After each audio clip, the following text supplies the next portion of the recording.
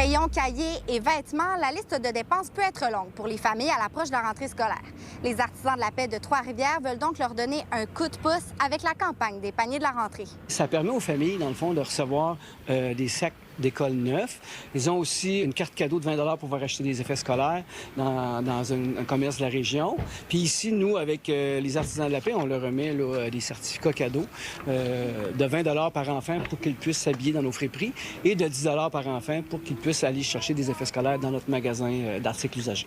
Au total, ce sont plus de 480 familles inscrites à la campagne qui recevront de l'aide pour alléger leurs dépenses de la rentrée. Durant le mois de juin, on inscrit les familles, puis on fait ça en partenariat avec les maisons des familles à Trois-Rivières, la maison René. Ça va se passer cette semaine puis la semaine prochaine, qu'on distribue les sacs pour que les gens aient ce qu'il faut pour commencer l'école. À Moisson-Mauricie, centre du Québec, cette période de l'année se fait également sentir avec une hausse de la demande pour les services alimentaires. Chaque année, alors qu'on aide de plus en plus de personnes, mais la période de la rentrée scolaire, ça amène une pression supplémentaire sur les familles qui doivent faire le plein de matériel scolaire, de vêtements et autres. Donc on sent qu'il y a un stress supplémentaire puis qu'il y a une hausse de demande d'aide alimentaire. On a à peu près 54% des personnes qui sont des personnes qui vivent seules et l'autre pourcentage important qui est 33% qui sont des familles, donc soit monoparentales, soit des familles plus traditionnelles. Donc ça fait partie des familles. Les familles font partie des personnes que l'on dessert et on sait que c'est de plus en plus difficile pour la plupart des gens de mettre de l'argent de côté, mettre de l'argent de côté. Même ne serait-ce que de faire l'épicerie, c'est déjà compliqué. Alors mettre de l'argent de côté, c'est encore autre chose. Mais les frais scolaires ajoutent une pression énorme et un stress énorme pour ces familles. Et avec cette forte demande, les dons deviennent d'autant plus importants pour les organismes de la région. C'est sûr qu'on a besoin des dons des personnes, autant monétaires que des dons en denrées alimentaires. On a la chance, grâce au gouvernement du Québec, d'avoir une enveloppe pour faire des achats de denrées au niveau provincial, mais aussi au niveau régional. Et donc, en règle générale, au niveau de l'approche de la rentrée scolaire, on va essayer peut-être de faire des achats de collations pour pouvoir mettre dans les boîtes à lunch. On devrait déménager, si tout va bien, on touche du bois, en octobre. Ça, c'est vraiment l'avenir de l'aide alimentaire pour Trois-Rivières, pour la Mauricie, pour le centre du Québec qu'on est en train d'écrire. On le voit avec les projections. Dans les prochaines années, on va continuer à avoir des hausses importantes. Si on ne déménageait pas, on n'aurait pas été capable de répondre à la demande d'aide alimentaire de demain. Quand il y a des augmentations de loyer, quand il y a des dépenses supplémentaires, c'est souvent au niveau de la bouffe que ça coupe. Ça devrait pas, mais c'est la seule place qu'ils peuvent. Donc, nous, on est là, on est très forts, les artisans de la paix, dans l'alimentaire. On a une table populaire où on nourrit beaucoup de gens, on distribue de la nourriture chaque semaine auprès des familles. Il ne faut pas être gêné. C'est sûr que nous, on a une règle qui est en règle générale, quand c'est la première fois que vous ouvrez la porte d'une banque alimentaire de notre réseau, on vous posera très peu de questions. Par contre, si on voit que vous revenez, là, on va essayer de creuser pour voir comment on peut vous aider différemment. L'objectif, c'est pas de vous garder chez nous, c'est au contraire comment on peut vous aider à sortir de chez nous. Le retour en classe des élèves du primaire et du secondaire est prévu entre le 27 août et le 1er septembre dans les écoles de la région. À Trois-Rivières, Coralie Morancy pour Nouveau Info.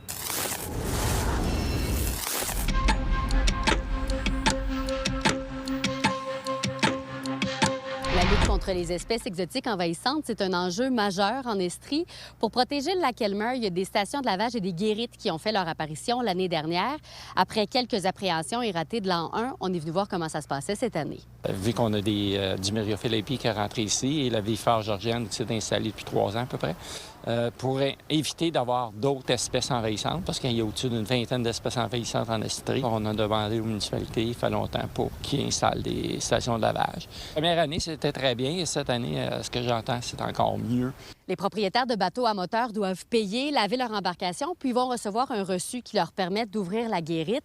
Pour tout ce qui est embarcation non motorisée, donc les kayaks, les planches à pagaie, les canots, il y a possibilité de laver son embarcation gratuitement, mais ça n'ouvrira pas les guérites parce que ces gens-là peuvent se mettre à l'eau à peu près n'importe où. Ça fait en sorte que c'est plus difficile de contrôler si les gens ont réellement lavé leur embarcation.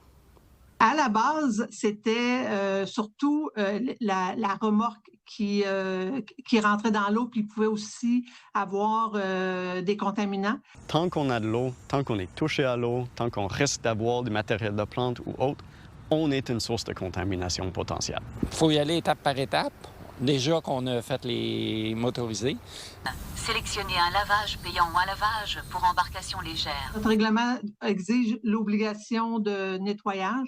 Alors, les paddles ou autres petites embarcations, on leur demande d'aller se nettoyer pareil. Ça devenait ridicule d'essayer de contrôler à 100%. On se dit que quand tu fais du paddle, du kayak, tu es encore plus sensibilisé à la nature et à la qualité de ce qui t'entoure. Fait qu'on se fie sur la bonne volonté des gens. Sauf qu'avoir un contrôle là-dessus, en étant 5 petites municipalités, on n'a pas les moyens de payer des équipes d'escouade sur le lac pour vérifier ça. En plus d'inspecteurs au ministère de l'Environnement, eux doivent faire ces inspections-là. Dès l'an dernier, l'Association des pêcheurs sportifs du Québec dénonçait les coûts de plus de 50 $ pour les bateaux à moteur.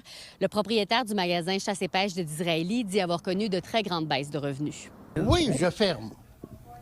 Au fait, je mets la clé dans la porte. Depuis 2 ans, je dirais que ça l'a baissé de 50 à 75 %. Les gens, ils vous le nomment, qui viennent plus parce que c'est payant? Ah, carrément. Ils disent, vous ne nous reverrez pas. Ils disent, nous autres, ils disent, on part, ils disent, on s'en va à des places que ça paye pas. Beaucoup de gens qui disent qu'il y a beaucoup moins de gens qui viennent au lac, ça a diminué. Probablement qu'ils allent au Grand Lac Saint-François parce que les autres n'ont pas encore de guérite. On dirait que le monde sont prêts à dépenser 50 $ de gaz pour changer de place, mais pas pour laver leur bateau. L'an passé, il y avait eu pas mal de problèmes techniques. On nous dit que c'est mieux cette année, notamment grâce à l'installation de caméras. À Disraeli, Fanny Lachance-Paquette pour Nouveau Info. C'est une saison compliquée pour les Aigles de Trois-Rivières. Mais depuis quelques semaines, l'équipe joue mieux, le moral semble meilleur et ils espèrent surtout que les partisans seront là pour la suite de la saison. Et l'arrivée de TJ White a amené une nouvelle énergie, évalué les joueurs qui étaient déjà là. Puis de semaine en semaine, il a fait quelques petits remplacements. Puis on dirait que depuis ce temps-là, on a une énergie nouvelle. Il y a des joueurs de collège américains qui sont arrivés il y a 2 semaines. Ça redonne une autre énergie. Puis oui, les gars, ils n'ont pas tant d'expérience, mais ils ont tellement d'énergie que même la foule a comme senti là, depuis un certain temps que l'équipe avait plus de désir de gagner. Bien, le moral de l'équipe, les gars sont habitués. Là, au baseball, c'est pas comme au hockey. Il y a 18 clubs dans la ligue.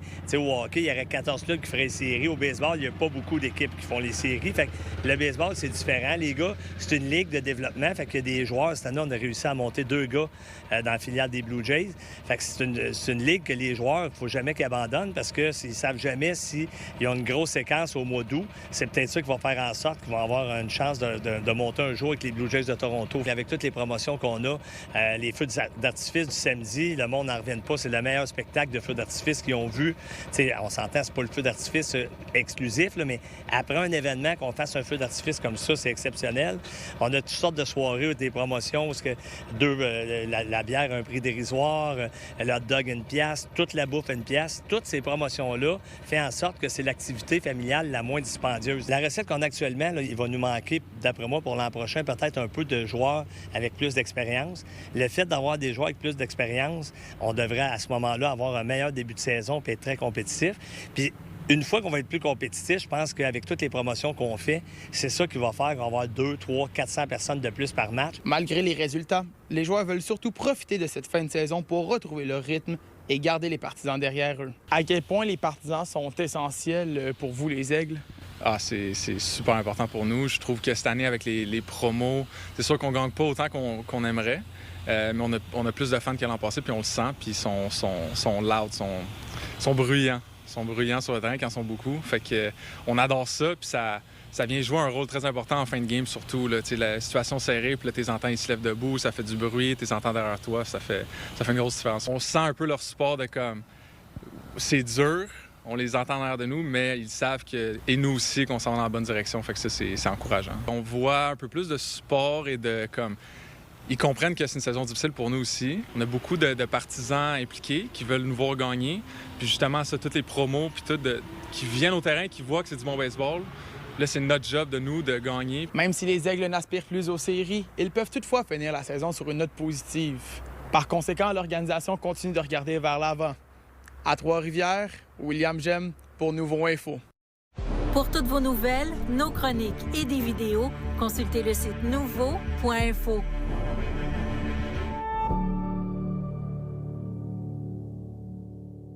Le Canada accueille la Coupe du monde de soccer. C'est une première dans l'histoire du pays.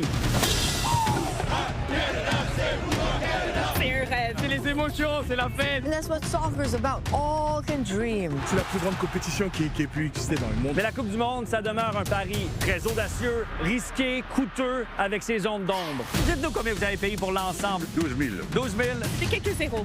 Oui, OK. Accrochez-vous, on vous fait vivre la Coupe du monde à Toronto comme si vous y étiez.